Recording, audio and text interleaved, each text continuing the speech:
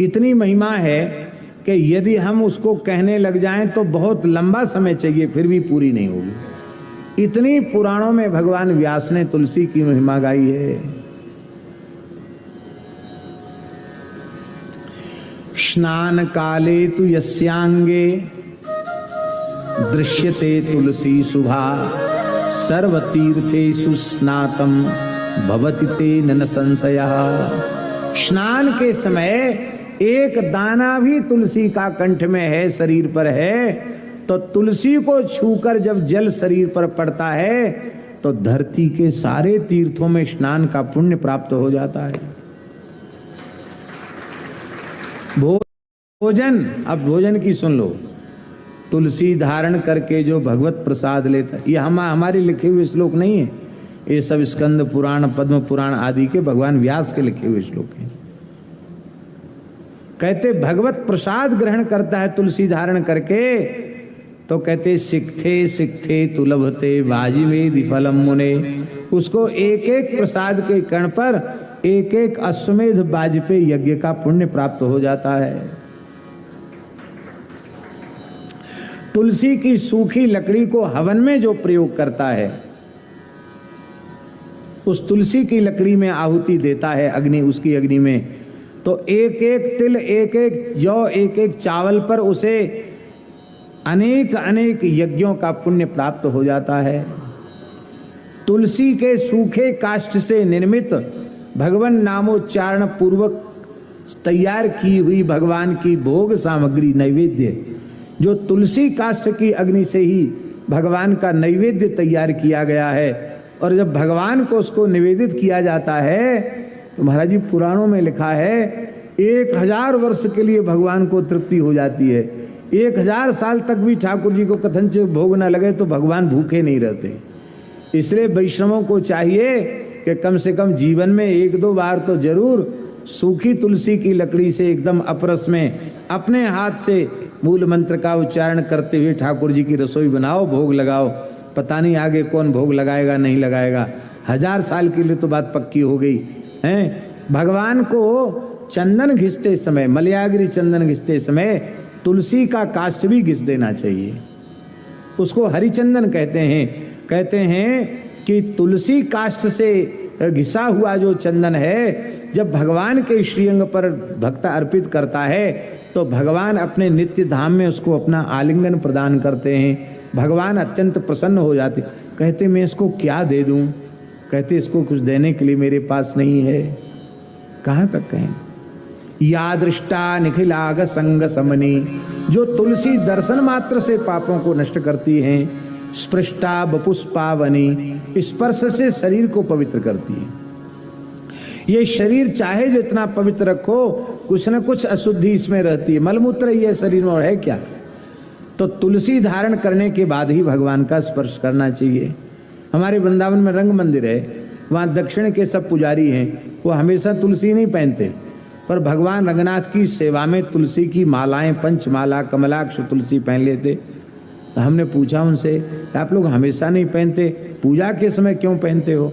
उन्होंने कहा बिना तुलसी धारण किए भगवत विग्रह का स्पर्श करने से भगवान के श्री मूर्ति को खंडित करने का पाप लगता है, क्योंकि बिना तुलसी धारण किए भगवान के विग्रह को स्पर्श की योग्यता प्राप्त नहीं होती है। तुलसी धारण से ही पवित्रता आती है। यज्ञोपवीतवद्धार्या कंठे तुलसी मालिका क्षणार्धम तद्विहीनोपि विष्णुद्रोही भवे नरः। पुराणों में लिखा है जैसे द्विजाति को यज्ञोपवीत निष्ठा पूर्वक धारण करना चाहिए, ऐसे ही वैष्णव मात्र को कंठी धारण करना चाहिए। आधे क्षण कंठी से तुलसी से विहीन कंठ हो गया तो भगवत द्रोही के तुल्य हो जाता है। तुलसी की बड़ी भारी महिमा है। शरीरम दह्यते येषाम तुलसी काष्ठ बन्हिना न तेषाम पुनरावृत्ति ही विष्णुलोकात् कथंचन। जिनके शरीर का अंतिम संस्कार तुलसी की सूखी लकड़ी से किया जाता है, वो विष्णुलोक से लौट कर नहीं आते हैं। इसलिए या दृष्टा निखलाग संग समनी स्पृष्टा पुष्पावनी रोगाणाम अभिवंदिता निरसनी। तुलसी में नित्य जल चढ़ाओ, तुलसी को साष्टांग प्रणाम करो, तो शरीर में कोई असाध्य रोग कभी जीवन में उत्पन्न ही नहीं होगा। रोगाणाम अभिवंदिता निरसनी सिक्तांतकत्रासनी। जो तुलसी जी में नित्य जल चढ़ाता है उससे जमराज को भय हो जाता है। कहते भाई चित्रगुप्त लिखो, इसकी बही खाता देखो, अब इसने तुलसी में जल चढ़ाना शुरू कर दिया है, अब ये नरक तो आएगा नहीं, तो बेकार कागज क्यों बड़े, इसका खाता फाड़ के फेंक दो। हैं सिक्तांतकत्रासनी प्रत्यासत्ति विदायिनी भगवतः कृष्ण से संरोपिता। जो तुलसी का दान करता मानो उसने भगवान का ही दान कर दिया। जो भगवान के मंदिर में, भगवान के बगीचे में तुलसी का पौधा लगाता है मानो उसने अपने हृदय के खेत में भक्ति का पौधा आरोपित कर दिया, भक्ति का बीज वपन कर दिया। ऐसी तुलसी महारानी के चरणों में प्रणाम है। गोपियों ने क्या कहा श्रीमद् भागवत में तुलसी के लिए?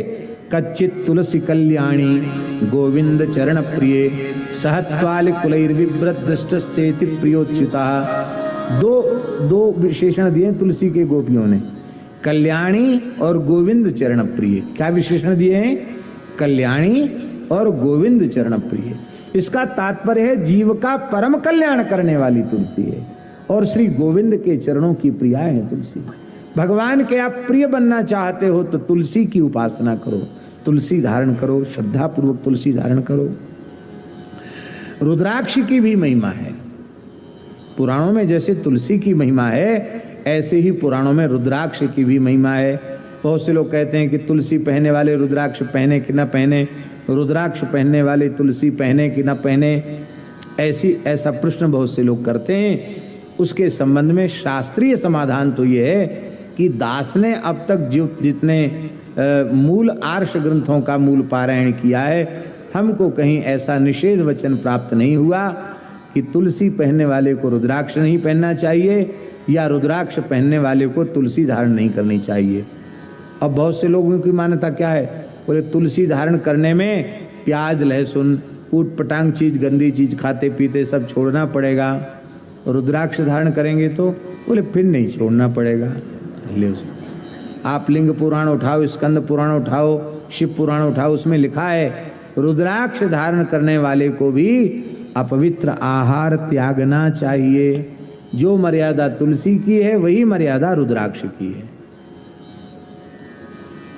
वैष्णव के चिन्ह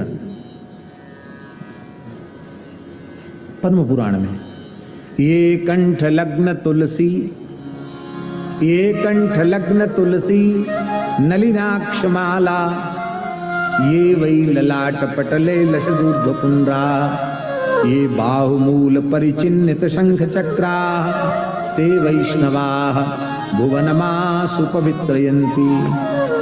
अब अक्षमाला माने क्या है? ये कंठ लग्न तुलसी नलिनाक्षमाला। नलिन और अक्ष ये दो शब्द हैं। नलिन को अक्ष नहीं कहते हैं, नलिनमाला अक्षमाला च। अक्षमाला माने रुद्राक्ष ही है, यद्यपि लोग उसका अर्थ करते नहीं है, नलिनाक्ष में सीधे कमलाक्ष कर देते हैं, पर नहीं, कमल गट्टा भी है और रुद्राक्ष भी है। लेकिन अपना अपना एक आग्रह होता तो रुद्राक्ष को मना करते हैं, भाई मना करते तो मत धारण करो। हम तो कहते कोई झगड़े की बात नहीं, आपके गुरुजी ने आपको जो आज्ञा दी हो वही करो, सबसे बढ़िया बात। श्री सीताराम जी महाराज की जय। धर्म सम्राट स्वामी करपात्री जी महाराज रुद्राक्ष भी पहनते थे और तुलसी भी पहनते थे।